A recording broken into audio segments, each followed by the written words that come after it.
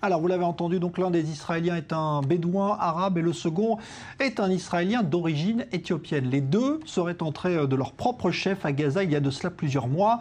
Reportage à Ashkelon, d'où est originaire l'un des disparus, Maël Benoliel. Zikim, c'est depuis cette plage qu'il s'est infiltré dans la bande de Gaza pour des raisons que l'on ignore encore. Abera Mengistou, 29 ans, israélien d'origine éthiopienne, est porté disparu depuis septembre 2014. C'est à cette période qu'il a franchi volontairement la frontière qui sépare Israël de l'enclave palestinienne.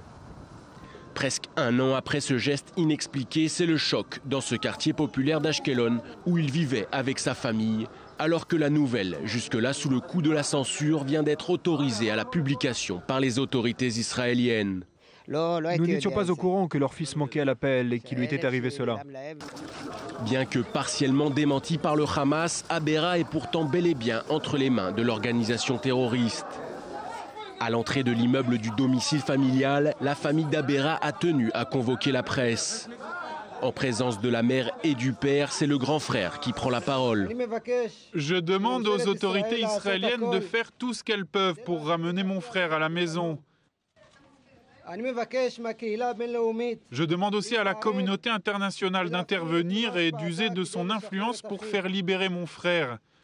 Et au Hamas, je demande qu'il prenne en considération la situation de mon frère et qu'il le libère immédiatement.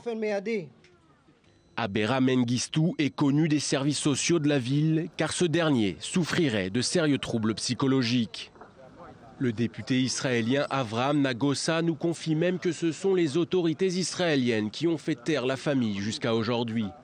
On leur a demandé de garder le silence, de garder ça secret afin de faciliter les négociations pour le ramener à la maison.